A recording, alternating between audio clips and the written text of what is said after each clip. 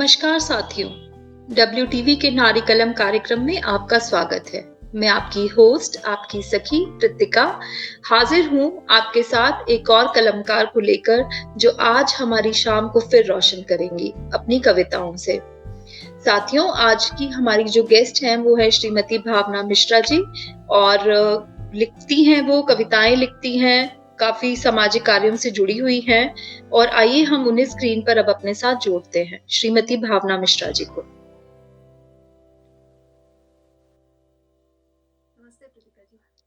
भावना जी, आपका हमारे कार्यक्रम में स्वागत है। हमारे दर्शकों की तरफ से, हमारी तरफ से, WTV की तरफ से नारी कलम कार्यक्रम में आपका हार्दिक स्वागत है। साथियों, मैं आपको बताना चाहती हूँ कि भावना जी ने भारत के नक्शे पे बड़ी लंबी दूरी तय की है। मिर्जापुर में उनका यूपी में जन्म हुआ, जहां से उन्होंने MBA फाइनेंस पढ़ा है और उसके बाद पूना होते हुए वो आजकल मुंबई में रह रही हैं। बड़ी अच्छी बात है कि उन्होंने पूना में रहते हुए जो भी उनकी सांस्कृतिक काफी सारी गतिविधियों में वो भाग लेती रही, अपनी रुचियों को उन्होंने आगे बढ़ाया, नृत्य, संगीत और दूसरी एक्टिविटीज को उन्होंने बड़ा जारी रखा। हॉबी क्लासेस भी वो लेते रहे और उसके बाद जब वो मुंबई पहुंचे तो पिछले 5 सालों से डिजाइनिंग का काम कर रहे हैं। हमारे लिए बड़ी हर्ष की बात है कि मैम जो है आज हमारे कार्यक्रम में जुड़े हैं। काफी सारी महिलाओं से संबंधित गतिविधियों में वो भाग लेते रहे हैं और बहुत सारे ब्यूटी पेजेंट्स में वो पार्टिसिपेट भी उन्होंने किया है और साथ ही वो विनर भी रहे हैं। तो नारी कलम की तरफ से आपका स्वागत है।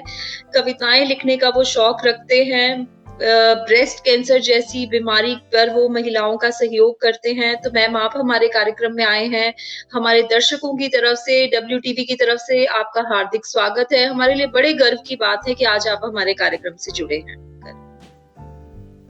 बहुत बहुत धन्यवाद कृतिका जी कि मेरे लिए भी ये बहुत गर्व की बात है कि आज मैं आप लोगों के साथ जुड़ पाई हूँ और आपके माध्यम से मुझे अपनी सोच और अपने मन की बातें मेरे सखियों तक पहुंचाने का एक बहुत अच्छा मौका मिला है। और इसके जरिए अगर मेरी कविताओं के जरिए और मेरी सोच के जरिए अगर किसी एक सखी को भी प्रेरणा मिलती है तो मेरे लिए बहुत बड़ी बात होगी। जी, भावना जी, WTV कार्यक्रम का जो मेन मकसद है नारी कलम कार्यक्रम का, वो यही है कि जो हमारी सखियां हैं, घर हैं या दफ्तरों में काम करती हैं, उनका हौसला बढ़ाया जाए, कुछ आप जैसे लोगों को दूसरे लोगों से मिलवाया जाए ताकि उनको ये पता चल सके कि हम किसी से कम नहीं हैं और जो भी काम हम करते हैं, अगर हम दिल से करते हैं तो कोई उसका सानी नहीं है। तो भावना जी, शुरू करने से पहले मैं पूछना चाहूंगी आपसे कि इतनी सारी एक ही इंसान के अंदर इतने सारे गुण होना, ये माँ सरस्वती का आशीर्वाद ही है एक तरह से हम कहेंगे। तो आप नृत्य के साथ और डांस के साथ, म्यूजिक के साथ हॉबी के रूप में जुड़े रहे, MBA फाइनेंस आपने पढ़ा, फिर आजकल आप बुटीक कर रहे हैं, साथ में आप कविताएं भी लिखते हैं। तो इतनी सारी चीजों को आप एक साथ कैसे मैनेज कर देते हैं और कैसे समय निकाल पाते हैं कविताएं लिखने के लिए? कृतिका जी, मैं सबसे पहले तो मैं ये कहना चाहूंगी कि कोई भी हाउसवाइफ रहना ही अपने आप में एक बहुत बड़ी कला है और जी बिल्कुल। मैं एक हाउस होते हुए ही मुझे ये सारी प्रेरणाएं मिली कि मुझे इस तरीके से आगे बढ़ना है, क्योंकि जब एक हाउसवाइफ आप होते हो तो आपको बहुत सारी चीजों के साथ डील करना पड़ता है और साथ आपके अंदर एक्सपीरियंसेस आते जाते हैं, आपके अंदर कॉन्फिडेंस आता जाता है और उसी कॉन्फिडेंस के माध्यम से आप आगे बढ़ते जाते हो। और जहाँ तक रही ये सब प्रतिभाओं की बात, तो उसका श्रेय तो मैं मेरी माँ को दूंगी। उन्होंने मुझे, हालांकि जैसा कि आपको पता है मैं मिर्जापुर सिटी से हूँ, जब भी मैं वहाँ पर स्कूलिंग और कॉलेजेस कर रही थी तब वहाँ पे इतने मौके नहीं थे कि मैं वहाँ पर म्यूजिक क्लासेस ज्वाइन कर पाऊँ या मैं इस तरीके की किसी प्रतियोगिता में भाग ले पाऊँ।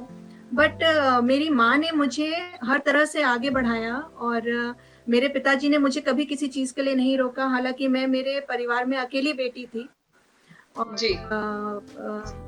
बड़ा परिवार था, चाचा चाची सब थे, सबने बहुत प्यार दिया और किसी ने किसी चीज के लिए कभी रोका नहीं।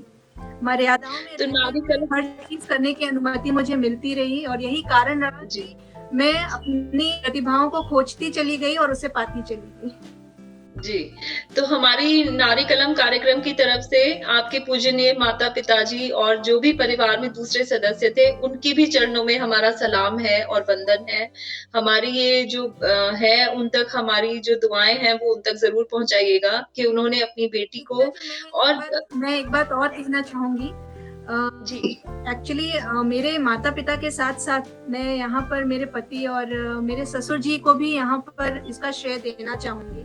क्योंकि आप बिल्कुल। तब तक कुछ नहीं कर सकते, जब तक आपके जी। पति का और आपके इन-लॉज़ का साथ आपके साथ नहीं होता। ना हो, तो बिल्कुल, मेरे बिल्कुल, ससुर जी बिल्कुल। ने और मेरे पति ने इसमें मुझे बहुत बढ़ावा दिया। शादी के बाद ही मैंने ये सब चीज़ें करनी शुरू की, अगर शुरू सही किए। मायने में जी, देखा जाए। और इसकी जी, जी, परमिशन जी। मुझे मेरे इन-लॉज़ से और मेरे हस्बैंड की तरफ से जो मुझे मोटिवेशन और बढ़ावा मिला, उसके जी, ज़रिए जी, ही जी। मुझे ये सब करने की चाह और बढ़ती गई। बिल्कुल, बिल्कुल, बिल्कुल। बहुत अच्छा लगा मैम सुन के ये। और फिर आप बताइए आज क्या सुनाएँगे हमारे दोस्तों को जो देख रहे हैं दर्शक आपको? क्या सुनाएँगे? कृतिका जी, जैसा जी, कि आप जानते हैं कि इस समय माहौल बाहर बहुत ही अजीब-सा है। सभी जी, अपने-अपने घरों में बैठे हुए हैं। आज बैठे हैं। शायद जी, अगर आज शायद लॉकडाउन ना होता तो शायद आज आप और हम आमने-सामने बैठ के बातें कर रहे होते। बातें कर तो रहे ये जो होते। जी, लॉकडाउन का माहौल है, इसने सबको अपने-अपने घरों में कैद कर दिया है, आपस में दूरियां बढ़ा दी हैं।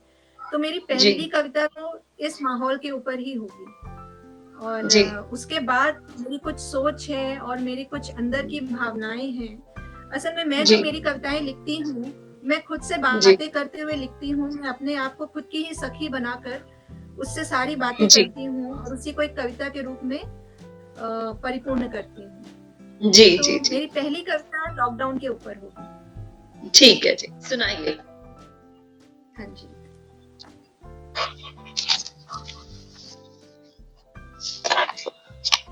मेरी कविता का शीर्षक है, ये कौन सा दौर आया है।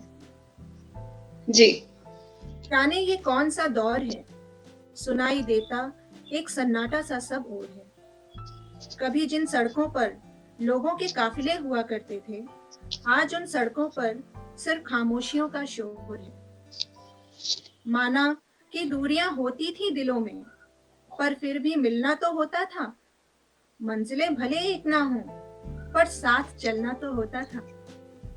जी, पर न जाने ये कौन सा दौर है कि दो गज की दूरियां आपस में आ गई हैं। समा कुछ ऐसा है कि मुस्कुराहटों को छुपाने की मजबूरियां सी आ गई हैं। पर लगता है ये दौर भी बहुत कुछ सिखा जाएगा। दूरियां चाहे कितनी बढ़ जाएं, मिलना भले ना हो एक दूजे से, पर दिलों में नजदीकियां जरूर ला जाएगा। होठों की मुस्कुराहटें भले ही छुप सी गई हों, पर आंखों में मुस्कुराहटें ढूंढना सिखा जाएगा। सच है, ये दौर बहुत कुछ सिखा जाएगा। वाह! सही कहा आपने कि होठों की मुस्कुराहटें चाहे छुप गई हैं, अब हम आँखों से अंदाज़ा लगाते हैं कि इंसान के ज़हन में क्या चल रहा है, क्योंकि सबके चेहरे मास्क से ढके हुए हैं।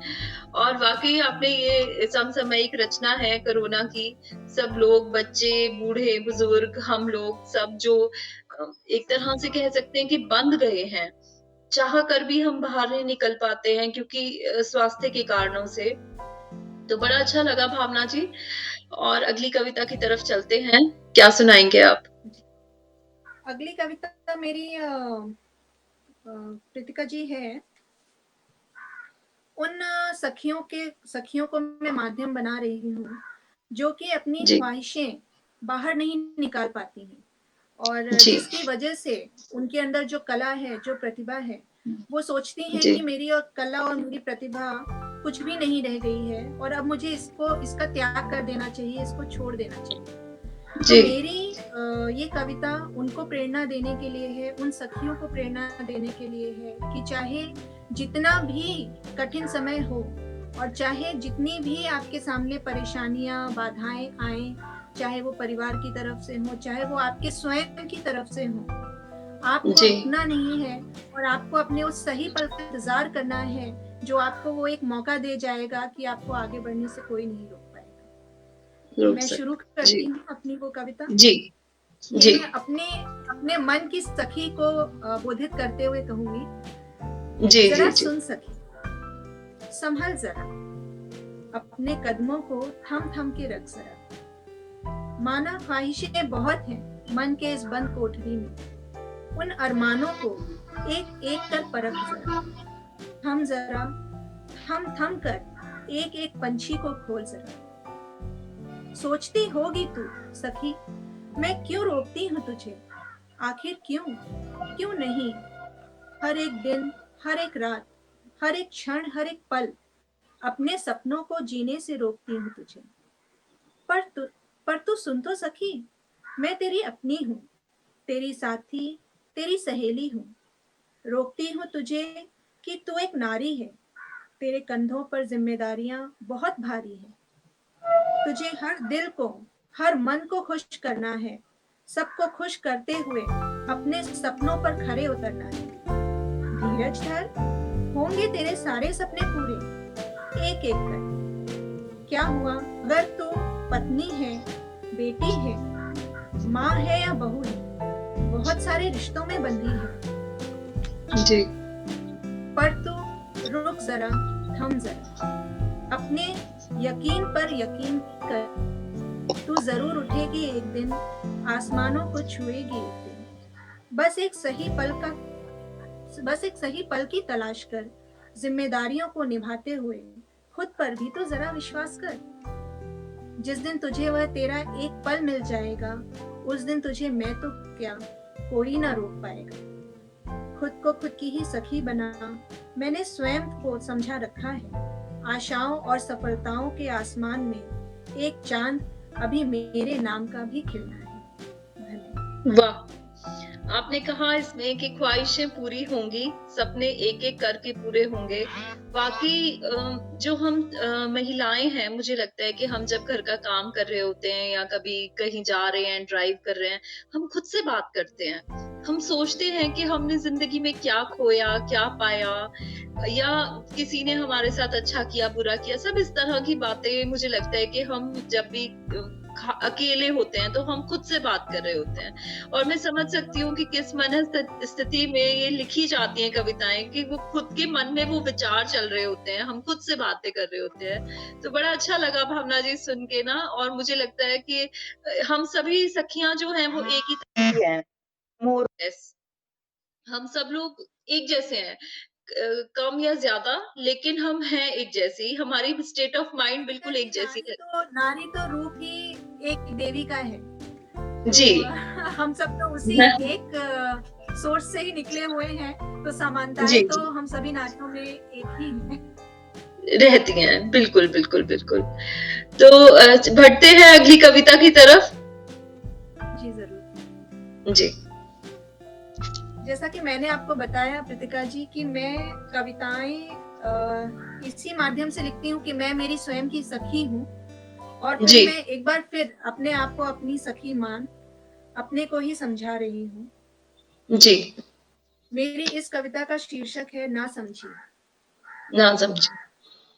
जी। जी। सुन सखी, तू बड़ी नासमझ है, शायद समझदारों की इस दुनिया में तेरी मौजूदगी ना फर्क है। जी। हाँ शायद तू नासमझ ही है, क्योंकि अगर तू समझदार होती तो आज के जमाने में लोगों की हाँ में हाँ मिलाना तेरी भी फितरत होती। बिल्कुल। अपने वजूद को खोकर जमाने के पीछे पीछे चलना तेरी भी आदत सी होती। हाँ शायद तू सचमुच ही बड़ी नासमझ है, क्योंकि अगर समझदार होती तो तू भी उसी महफिल का हिस्सा होती जहाँ एक होड़ सी लगी हुई है, एक दूसरे से आगे आने की, अपने को दूसरों से बेहतर बताने की। हाँ शायद तू बिल्कुल ही ना समझ है, क्योंकि अगर तू समझदार होती तो दोस्ती को भी एक सीढ़ी समझती, और तेरी दोस्ती की कीमत तेरे बड़पोलेपन में होती। हाँ यकीनन तू तो बड़ी ही नासमझ है सखी, क्योंकि अगर समझदार होती तो रिश्तों के बनावटी से रंगों में तू भी घुल मिल जाती, और किसी गहरे से रंग में खो जाती। सुना था कभी जमाना बदल रहा है, क्या यही वो बदला जमाना है जहां हर कोई दिल में जलन और नफरतों को साथ लिए चल रहा है। पर सखी सुन, तू यूं नासमझ बनी रहे, क्योंकि जिस रिश्ते, दोस्ती और महफिलों की तलाश तुझे है, वो तुझे जरूर मिलेंगे। मिलेंगे कुछ दोस्त सच्चे से, कुछ कुछ रिश्ते पक्के से, और कुछ महफिलें अच्छे से। बस तू रुकी रहे, डटी रहे, नासमझ बनी रहे। मैं भी यही कहूंगी भावना जी, बहुत अच्छा कहा आपने। और मैं यही कहूंगी कि हम ये नासमझी बनाए रखें तो बेहतर है, क्योंकि इस नासमझी के सहारे ही ये दुनिया चल रही है। अगर सब समझदार हो गए तो ये लगभग इम्पॉसिबल हो जाएगा इस तरह से जी पाना। कृतिका जी, असल में मैंने ये कविता ये सोच के लिखी है, जब मैं ये कविता लिख रही थी तो मेरे दिमाग में कहीं एक चीज थी, जैसे कि मैंने आपको बताया मैंने बहुत सारी प्रतियोगिताओं में भाग लिया है, बहुत सारे लोगों से मिलते हुए चली आ रही हूँ, बहुत सारे लोगों के संपर्क में आई हूँ। तो आज तक मैंने जो जाना, जो समझा और जो पहचाना वो ये कि आज की औरतें आगे बढ़ने के लिए अपनी पहचान कहीं खोती जा रही है जी। वो दूसरों के जैसा बनने की कोशिश करती जा रही है, जहाँ तक कि मेरे ख्याल से अपनी आइडेंटिटी हमें कभी लूज नहीं करनी चाहिए, कभी खोनी नहीं करनी चाहिए। हम बिल्कुल वैसे ही बने रहने की कोशिश हमें करनी चाहिए। ठीक बात है। भावना जी, मैं चाहती हूँ, मुझे अच्छा लग रहा है बड़ा आपसे बात करते हुए, और मेरे जो दर्शक हैं उनको भी आपसे बातें करते हुए, आपकी कविताएं सुनते हुए बहुत अच्छा लग रहा होगा। मैं आपसे पूछना चाहती हूँ कि आप क्या संदेश देना चाहती हैं महिलाओं को, या जो नए लिखने वाले लोग हैं उनको आप क्या कहना चाहते हैं? जी कृतिका जी, मैं वही कह रही थी कि हमें अपने महिलाओं को आगे बढ़ने के लिए सिर्फ एक ही बात बोलनी है कि आप अपनी जिद पे अड़ी रहिए, आपका भी मौका आएगा और आपका भी दिन आएगा। उम्मीद कभी मत छोड़िए। तो भावना जी, मैं यही कहना चाहूंगी, बहुत अच्छा लगा कविताएं सुन के, और खासकर मुझे लगता है कि जो हमारे दर्शक होंगे वो आपकी जर्नी से भी प्रभावित होंगे, कि आप एक बहुत छोटे यूपी के, एक बहुत छोटे ईस्टर्न यूपी के, जहाँ पर ऐसा, मतलब नॉर्थ हरियाणा में हम ऐसा मान लेते हैं, हरियाणा पंजाब वाले, कि वहाँ की लड़कियां, पता नहीं किस तरह का माहौल होता होगा या जो भी, लेकिन वहां से निकलकर आप एक छोटे शहर से निकलकर और इतनी आगे बढ़ जाना, अपने जहां भी आप रहे, पूना में रहे, मुंबई में रहे, आपने अपने लिए एक, कह सकते एक जगह कार्व आउट की है। ये हम सबके लिए एक प्रेरणा स्रोत है। और दूसरी बात ये है कि खुद करना और साथ में आगे बढ़ते रहना, दूसरे लोगों को प्रेरित करना, हर कहूंगी कि in every walk of life, either it is education या फिर लिखना, डांस करना, म्यूजिक में, हर तरह से अपने आप को आगे बढ़ाना, यही शायद हमें परिपूर्ण होने की तरफ आगे बढ़ाता है। तो भावना जी, आप हमारे कार्यक्रम में आए, आपका बहुत बहुत धन्यवाद। और मैं आशा करती हूँ कि हमारे सभी दर्शकों ने बहुत मजा किया होगा, इसका लुत्फ उठाया होगा, और आप इसी तरह से हमारे साथ जुड़े रहिए। आपका हमारे साथ जुड़ने के लिए बहुत बहुत धन्यवाद। धन्यवाद कृतिका जी, धन्यवाद जी। साथियों, मैं आशा करती हूँ कि आपको आज का कार्यक्रम बहुत पसंद आया होगा। भावना मिश्रा जी की जिंदगी से और उनकी कविताओं से आपने जरूर प्रेरणा ली होगी। तो मैं ये कहना चाहती हूँ कि जो भी सखियां इस प्लेटफॉर्म से जुड़ना चाहती हैं, हमारा नीचे जो हमारा ईमेल आईडी है वो फ्लैश हो रहा है, हमारे फोन नंबर्स फ्लैश हो रहे हैं। आप इस कार्यक्रम के साथ जुड़ सकते हैं और साथ ही अपनी रचनाएं यहाँ पर प्रस्तुत कर सकते हैं। बस यही कोशिश रहनी चाहिए कि रचनाएं आपकी स्वरचित हों, और इसके अलावा भी अगर आप अपनी जिंदगी में कुछ लिख रहे हैं, कुछ लिखने जैसा कर रहे हैं, तो आप हमारे प्लेटफॉर्म से यहाँ जुड़ सकते हैं। अगले हफ्ते हम फिर मिलेंगे किसी नई शख्सियत के साथ, जो हमें अपने जीवन से प्रेरणा दे सके और हमारी रूह को अपने शब्दों से सुकून दे सके। तो इसी के साथ मैं इस कार्यक्रम को समाप्त करती हूँ। आप सभी खुश रहिए, स्वस्थ रहिए, मस्त रहिए। जय हिंद, जय भारत। धन्यवाद।